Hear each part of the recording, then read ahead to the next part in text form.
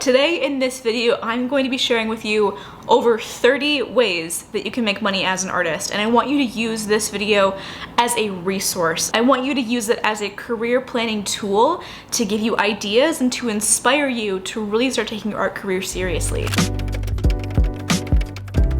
So I've broken down the list into a couple of different categories, but I want to start off first by talking about physical products, because these are probably the things that you think of first when you think of building a career as an artist and how you can make money. So the first one, of course, is obviously originals. So for me, as an oil painter, this is going to be an original oil painting, or it would be like an original watercolor piece. But either way, I have to put in a lot of time and effort and materials into manufacturing one single product. So of course you have to charge more for it.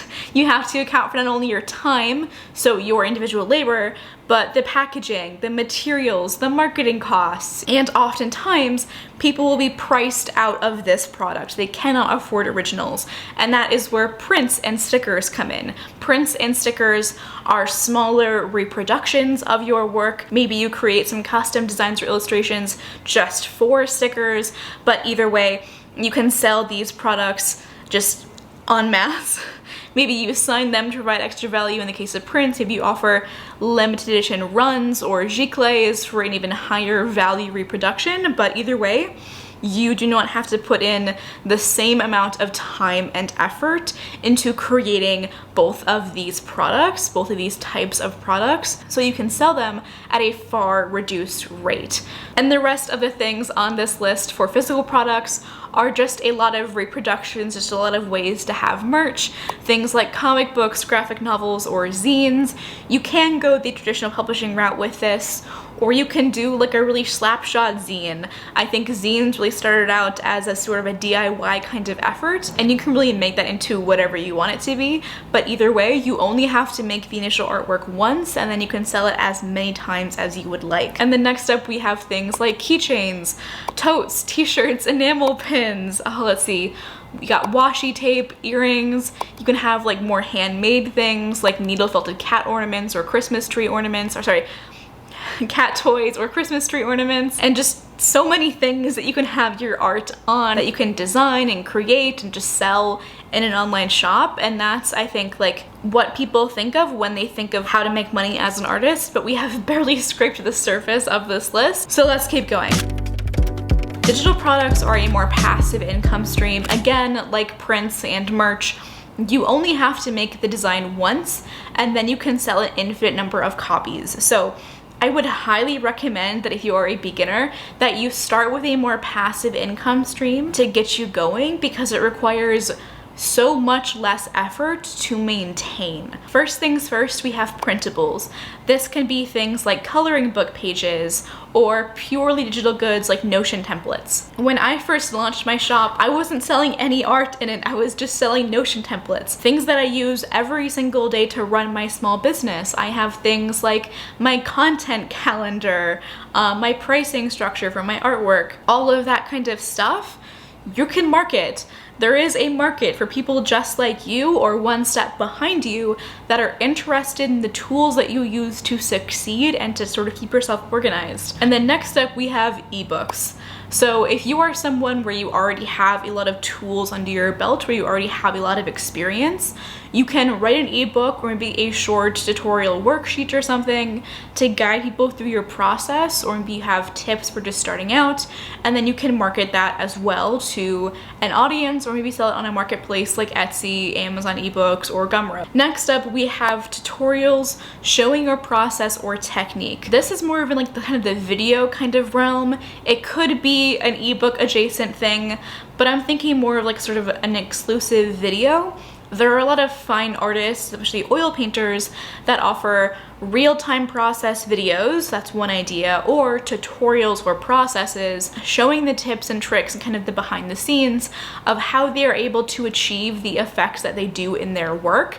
And these can be absolutely instrumental educational material to someone like me who is very much still an intermediate or beginner painter. And then next up, if you are more of the designer or illustrator kind of artist and less the fine artist or painter, you might want to consider designing things like patterns, fonts or illustrations for other designers, especially graphic designers, and offering those products for sale on a platform like Creative Market.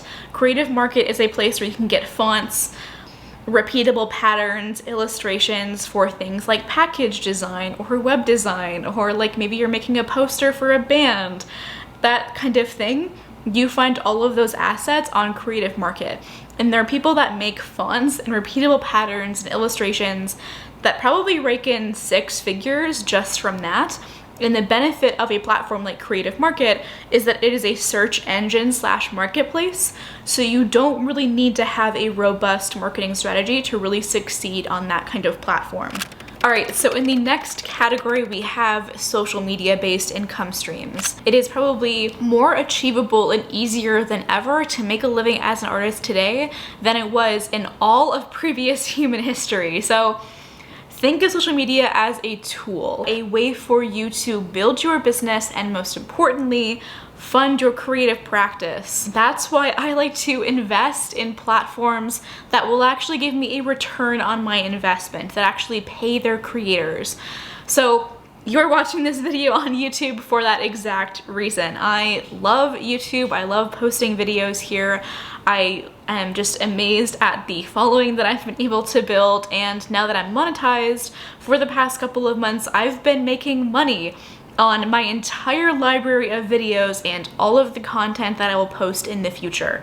So that is where that first income stream comes in this category. Google AdSense. So YouTube / Google AdSense pays a pretty decent rate, especially if you make videos on popular topics like how to find your art style or how to make money as an artist like I'm talking about right now. Next up, I want to talk about social media sponsorships. So AdSense pays one rate, but honestly, I make so much more money from sponsors than I will probably ever from AdSense. And that's because sponsors just like really love small creators. And as artists, we have a lot of companies that are really interested in marketing their product to our audience. So this video is not sponsored by anyone, but I have made thousands of dollars from sponsorships in the past, and that is like literally, like, that for me, that is life-changing money that I would not get otherwise. That makes a huge difference. And you're not just limited to YouTube, by the way. I've seen people do sponsorships on places like Instagram or Twitch or even TikTok.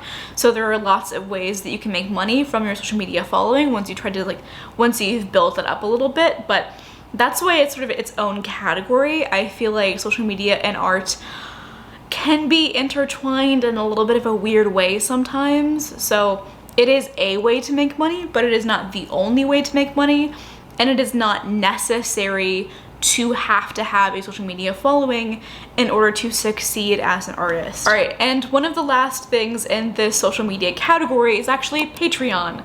So Patreon is just so instrumental for so many creatives. Patreon is like just the holy grail of income streams for artists. It is just insanely good.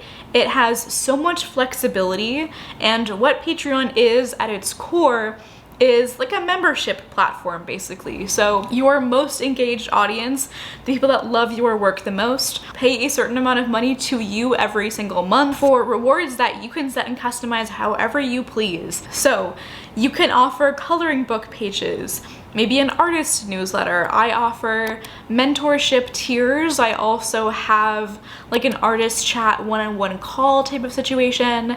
And then you can also offer physical rewards like prints, stickers, originals. If you're on YouTube, you could do early access to videos or even bonus videos. That's what I do on my Patreon.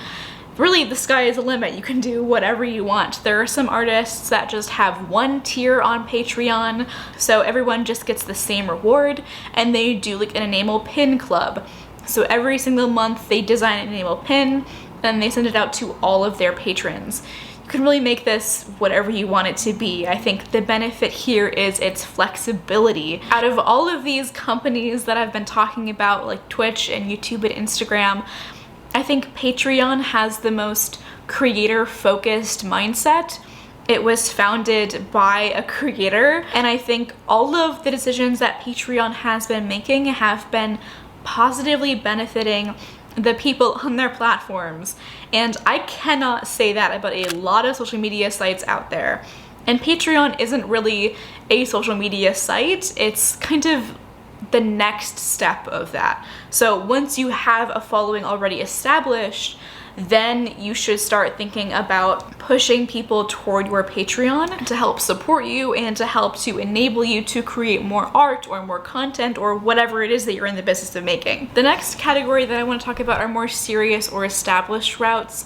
Things like a very sort of traditional art career in the art industry space. So for the first income stream, we have courses. This could be on a platform like Skillshare, or you could design your own website and offer your own course.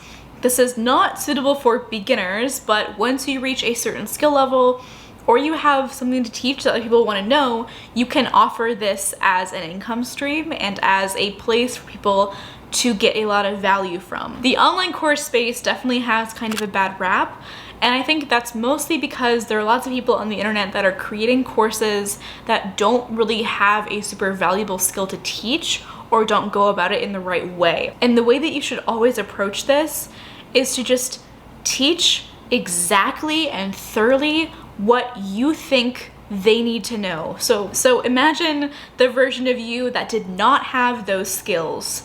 What did that version of you really need to know? What was instrumental in their learning process?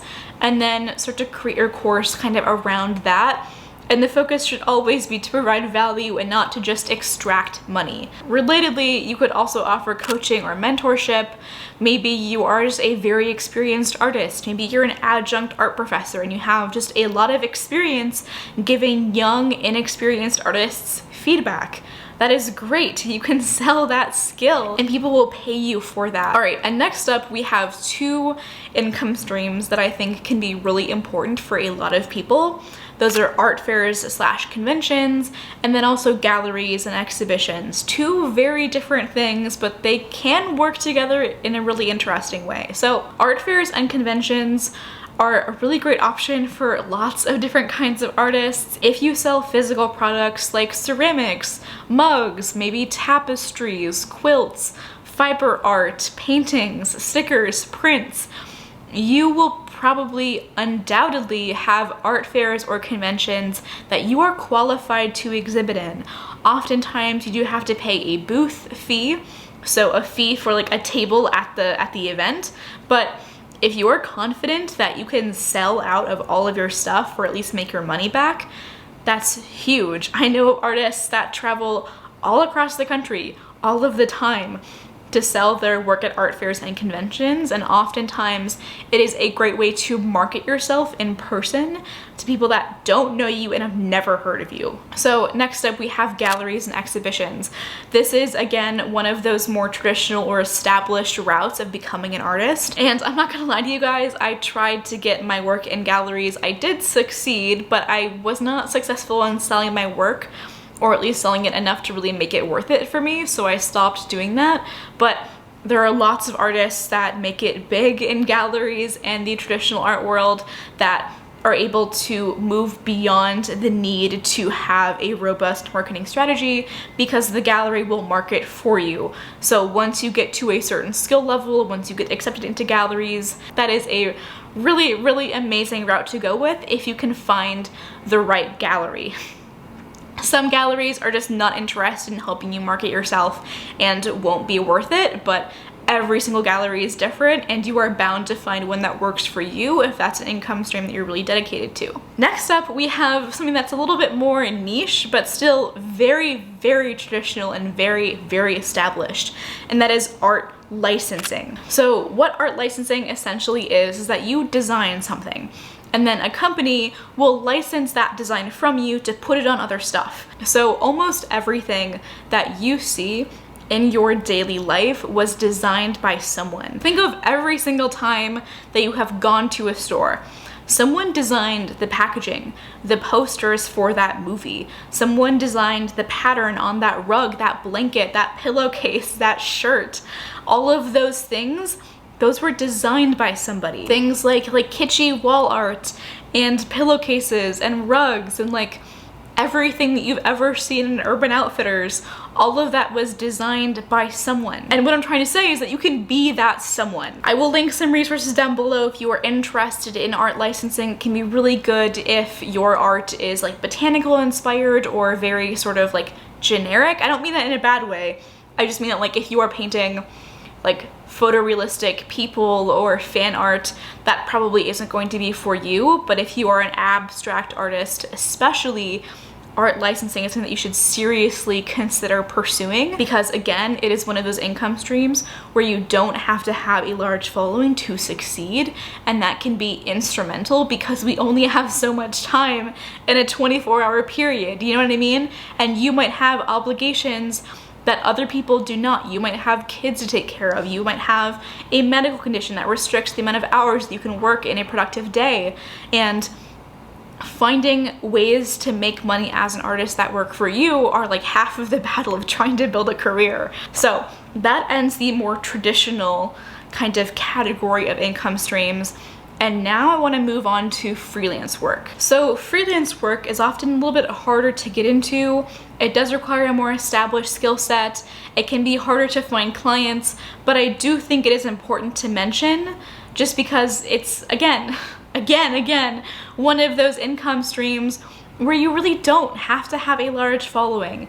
I know that the artists that you see on art YouTube, like people like me, we do have a following to speak of.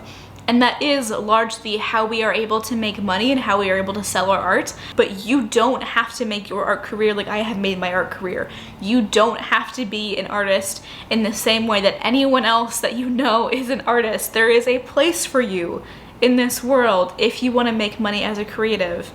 So, freelance work. The first thing that I want to talk about is sort of like concept art or storyboarding for film and animation studios, maybe game development. This is probably one of those spaces where you're going to want to go to an art school, or at least you're going to need a lot of determination marketing yourself, because a lot of the leads and stuff for this, like a lot of the ways that you get jobs as a concept artist or a storyboarder, is not just because of your portfolio, it is also because the people that you know will advocate for you. Having friends in the industry is so important, and oftentimes you will do project-based work. So maybe you work for like an animation studio as a storyboarder for like a specific TV show, but maybe that TV show only has one season, or maybe it ends after your first year. Then you will, of course, have to look for a different job, which is where other income streams come in, but this can be a really interesting way to make money if you are interested in concept art, storyboarding, or animation. So the next two income streams that I want to talk about are book illustration, editorial illustration. For book illustration, you can get started illustrating other people's books, and then you can maybe write your own, come out with your own book once you have sort of a grasp on what to do and the work process. And there's tons of resources for how to do this. Anusha Syed here on YouTube has done tons of award-winning picture book illustrations. She's an amazing illustrator, and I will link her in the description if you want to watch her videos on this topic, because it is super useful. People here on YouTube as well, like Megan Wang, have done editorial illustration, which I also think is really interesting. Editorial illustration is things like magazines, maybe newspapers. The Washington Post comes to mind. Like, have you ever sat down and just like seen political cartoons on things like The Onion? Someone drew those. Someone drew those. Like, I guarantee you, everything that you see in your daily life, almost everything, was designed by someone very purposefully, and you can be that someone. I know that I just threw a ton of stuff at you, and I don't want you to feel super intimidated, and that's why I made this video right here. If you haven't watched it yet, it's basically all about how to launch your art career from start to finish, the different phases that you go through, and what I recommend you start out with. I hope you guys have a great rest of your day. That's all I have for you, and I will see you in the next one. Bye, guys.